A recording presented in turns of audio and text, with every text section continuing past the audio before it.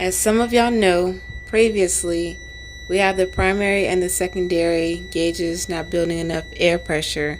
What could it possibly be this time?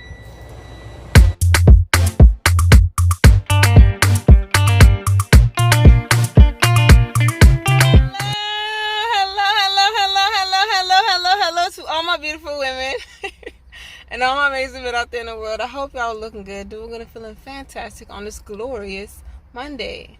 I'm waiting for roadside assist. I was quoted an estimated time of 60 to 90 minutes. And what's wrong with Trinity now? I know. I don't care what anyone says. You can be extremely thorough in examining your equipment, but always expect the unexpected, okay? Trinity was fine on Saturday because I was idling the truck for a good 4 hours because I hadn't moved it in some days. I was supposed to head out Sunday. Sunday, I'm starting it up. The air pressures won't build up. The primary was building up a lot more than the secondary. The secondary wasn't building up at all. And now all of a sudden, both of them will not exceed 60 psi. What is wrong with the truck? So, KayBee Tha Trucker ended up falling through and he ended up draining my air tanks and told me at least if I don't drain them every day, at least do it once a week.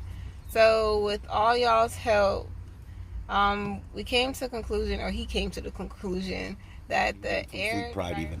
Okay. Run and get one because it'll be cheaper for you to buy it than me going to get one and charging you. Okay. So I'll change this, but I'm telling you, 95% of the time it's these. The governor? Okay. When your air only goes up so much and then stops, it's normally these. Okay. I've been doing this a long time. Okay. I got 20-some years doing this. Okay. That's fine. That's the first thing I would have done. So, and then... Air governor. And then you're going to need an Allen wrench set. Okay. Okay? Because you see how I'm putting these in there? These are holes, or ports. Okay. But I'm closing them off. So if you ever take one out... Ow. And you look at this one. So throughout this part, he pretty much says follow the same method when it comes to the bolts being located in the same exact section, from the previous air governor to the new air governor. For those who don't know, if you're buying an air dryer assembly, please do not waste your money on the air dryer cartridge, as though a cartridge will come with the new assembly. I did have to purchase the air governor separately, in which he wanted to swap out the air governor as the first thing to see whether that would fix the problem. These were just some of the tools he told me to invest in whenever I do learn things on my own and I decide to fix things by myself, in which I do find it very useful to have power tools, because in cases like this, just using a regular wrench or screwdrivers, it may not get the job done at all. So at this point, he's trying to reassemble the new air governor that I did purchase separately, and we both thought this was going to fix the problem. But come to our surprise, it did not fix the problem. All in all, I do have an older truck with older parts, and certain things just needed to be swapped out. So this is just one of the first things that I'm working on. He really tried to be thorough in telling me a step-by-step process in which I may want to do it on my own if I have to for the next go around. But he was extremely helpful and patient. I definitely give him that. I wasn't going to embed the whole entire clip on here, but for those curious bodies and those who are also more interested in doing things like this on your own, this may be able to help y'all. As though this process isn't as difficult as it looks, it's all about having the proper tools and being patient with some of the nuts or the bolts when it comes to taking them off and replacing them. putting it back on. So after he fixed the air governor, as y'all can see, the air pressures never built back up. I did have to go back to the dealership and get a whole air dryer assembly, in which I did not need to purchase an air dryer cartridge separately, as I already mentioned, because it already came with it. So the air governor was replaced, but the air dryer needed to be replaced as well. Doesn't have the brackets. I wasn't sure. Sometimes they come with brackets and sometimes they don't. How much was this bad boy? $649. That's not too bad. That's the normal price? Some are more. Oh my God. Some are $700, some are $1,500.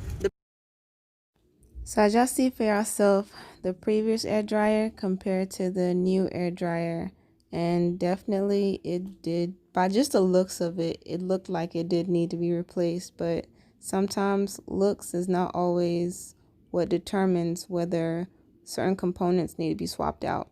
It's the overall performance itself. I know some of y'all got on me in the previous video about becoming more mechanically inclined, learn things yourself and do it on your own. I mean, it does take time. Learning things and understanding certain components, it don't happen overnight. That's what I was doing before all of this was happening, and that's what I'm still doing, because if I feel like I'm going to be able to operate my own business efficiently, why not become more mechanically inclined? Why not be able to understand why certain things are the way they are, or why one piece of equipment affects another piece of equipment? If you can learn it, why not just learn it and do it on your own? I feel like for me, it'll help me, especially if I have the proper tools. Again, I left these clips up here for those who may want to swap out their own air dryer or see what the process is like. I did speed up the clips because honestly I wasn't going to leave these up here, so hopefully this may help in some way.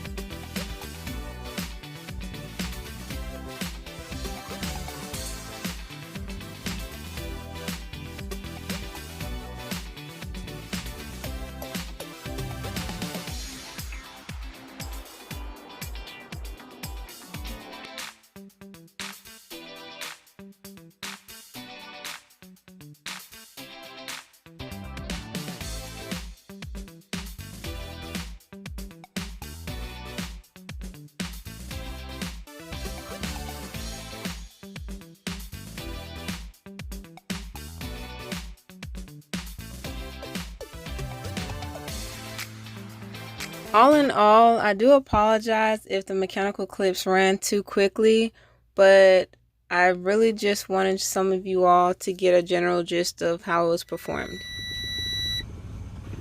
You guys, Trinity is back up again. So this is the end of the road. The technician ended up coming out to me around 4:51 p.m. Ended up leaving a little after 8 p.m. And when I say this man was so helpful, he was helpful in terms of trying to get me to understand some of the components and why certain things are the way they are. But it is truly important to drain your tanks at least once a day, especially in the summertime compared to the wintertime. But lesson learned. Initially, the cartridge was gonna get swapped out because we wanted to start off small, but the whole air dryer, as someone mentioned in that live feed, it did need to be swapped out.